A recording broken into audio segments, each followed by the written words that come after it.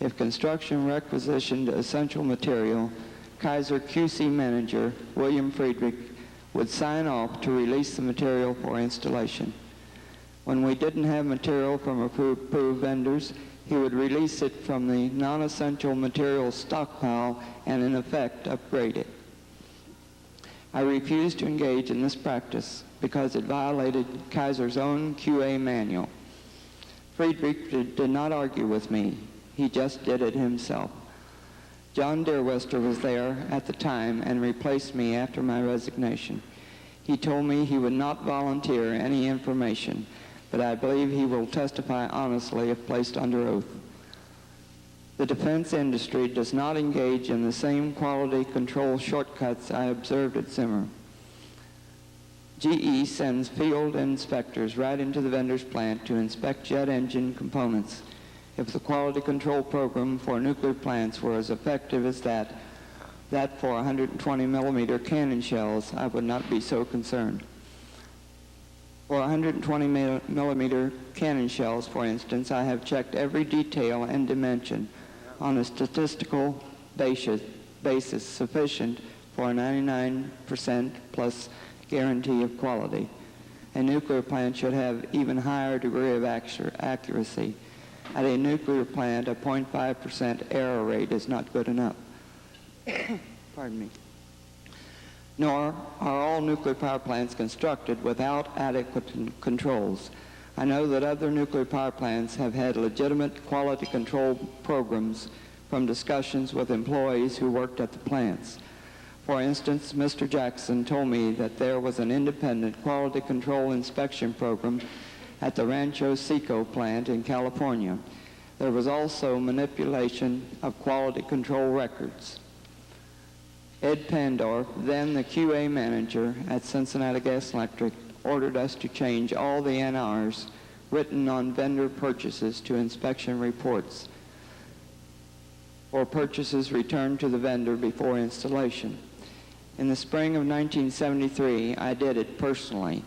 It was a long time ago, but even during the 6 to 8 months that I worked on the project, I changed several non-conformant reports to inspection reports, which would not be shown to the NRC. Mr. Jackson gave me the order, but he was shaking his head in disapproval. He had to follow Cincinnati Gas and Electric's orders. The switch involved both essential and non-essential components. The order bothered me greatly because all of these purchases should have been part of our statistical analysis of QC at the plant. This change made it impossible to compile proper percent defective statistics on materials received from vendors. Percent defective is the trade term used to evaluate vendor performance. There should be no question that the shoddy quality control procedures were a direct result of decisions by top Cincinnati Gas and Electric management. The attitude was revealed in a letter issued by a Cincinnati Gas and Electric official to the quality control inspectors and engineers. This letter directed us only to conform to minimum NRC requirements. In my opinion, this attitude is dangerous. You can't test exactly at the minimum because no testing machine is perfect. As a result, sometimes in skirting the minimum, you end up accepting defective parts. Any decent quality control program has to have a tolerance range.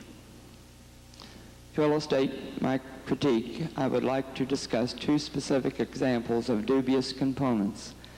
First, the control rod drive pump activates the control rods. These rods control the heat levels in the reactor. The pump is sensitive and is supposed to be stored in a temperature-controlled room. The temperature controls are necessary to prevent condensation, which could damage the parts. At Browns Ferry, the control rod drive pump was the essential component that finally worked, preventing a bad fire from causing a meltdown. I was concerned that the control rod drive pump was missing from the warehouse in downtown Cincinnati. I eventually found the pump outside in the rain, mud, and cold under a trailer. But there was never any independent inspection to see whether its long-term reliability had been compromised. The pump should have been sent back to the vendor for testing to see if it had been damaged before installation. Instead, in November 1972, we simply sent it to the warehouse. We couldn't take the control rod drive pump apart ourselves to check for damage because it is a critical component and cannot be disassembled without losing its warranty. I fear that the control rod drive pump cannot be counted on to operate effectively in any Browns Ferry type emergency that might occur a few years down the road. Similarly, Cincinnati Gas and Electric kept other critical components in unheated rooms in violation of the requirements. Finally, in early winter, portable heaters were installed in the warehouse to protect the purchases. Again, however, there was no inspection for structural damage that might have occurred already. My second major example involves the Nash condenser. Excuse me. This component also is essential to prevent a meltdown. Upon receiving the component, we removed the waterproof seal to check for transit damage. At first, we were not going to remove the seal and expose the components to the elements. We decided that we had to, however, in order to conduct a meaningful visual inspection. When I opened the package, I saw that the motor had broken off. The problem was that the flange supporting the motor had walls of uneven thickness. This flaw is known as a core shift in the casting. Because the flange wall in one area was too thin, it cracked due to vibration fatigue in transit on a truck. Vibratory stresses in operation might cause the same failure at a nuclear plant. A Kaiser electrical inspector, Mr. Cleet Schroeder, took color pictures at the time. We wrote up the incident as an NR, but Cincinnati Gas and Electric ordered it changed to an inspection report as part of its general policy. As a result, the part was simply returned to the vendor to be replaced. The IR was not subject to an NRC audit, and to my knowledge, the NRC was not alerted to the defect. I discussed the issue with Mr. Jackson. We both agreed that the cracked motor was probably a significant event and should be reported as such to the NRC. In that way, nuclear power plants around the country would be alerted to check their Nash condensers. Based on our report, however, it was up to Cincinnati Gas and Electric to initiate the significant event disclosure to the NRC. I was not informed of any follow-up action of which I should have been aware of since I found the broken motor. We did send the Nash condenser back with Cincinnati Gas and Electric authorization and received another one. Once again, however, the Nash's quality certificates were accepted at face value. As a result, we could have bought another Nash condenser with the same underlying flaw. In February 1976, I discussed all of these problems with the NRC investigator, Gerald Phillips, and two aides for 3 hours. Mr. Phillips was courteous, and the aides took notes. After Phillips explained that he was a non-technical man and would need simplified explanations, I became concerned that the NRC would not pursue my charges aggressively. My fears were soon confirmed. Other plant employees told me that Phillips did not conduct an independent investigation. Instead, he merely reviewed some paperwork and obtained responses from Cincinnati Gas and Electric and Kaiser officials. I was not invited to point out violations at the site.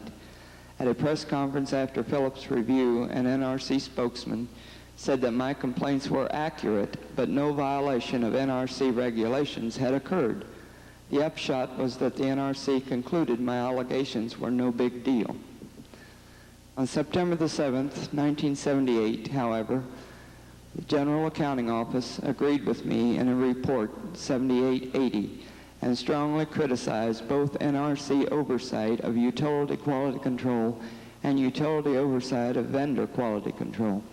I also know that the first NRC opinion was in error because last year's NRC reports repeatedly cited the utility for purchases of essential materials from vendors that aren't approved or whose quality control programs are deficient. In 1982, NRC report cites the utility for failing to honor its new vendor quality control commitments. The report said the utility was still using measuring and testing equipment calibrated by vendors whose quality assurance programs have not been evaluated. For some reason, however, the NRC did not penalize Cincinnati Gas and Electric for letting this problem go. The Defense Department would have gone through the roof if it had learned of that type of broken commitment. It doesn't do much good to test components if the testing equipment is suspect. On balance, the significance of my affidavit is that the quality control program for vendor purchases has failed for 10 years, not just a few. It is inadequate to just re-inspect parts purchased over the last few years. They all have to be covered. Further, a surface inspection will miss all of the flaws hidden underneath. This creates a difficult problem because now Cincinnati Gas and Electric cannot disassemble the components, parts, and materials to do the inspections that should have been done at the hole points. It would lose the warranty. Nevertheless, this step must not be skipped. The reason for sticky valves throughout the nuclear industry is inadequate inspections of dimensions and material. The state of the art is good enough for the valves to work when properly manufactured and inspected. I understand that Cincinnati Gas and Electric is in the midst of a new quality confirmation program that is supposed to answer all the remaining safety questions at Zimmer. If the program involves 100% re-inspections only of vendor hardware bought within the last few years, it is just a public relations gimmick. To solve a decade of neglect, the quality confirmation program must conduct 100% dimensional inspections of all components, parts, and materials purchased from vendors. A few weeks ago, I spoke for a couple of hours with NRC investigator Jim Foster. I told Mr. Foster basically everything contained in this affidavit. He took notes but did not mention anything about taking a sworn statement.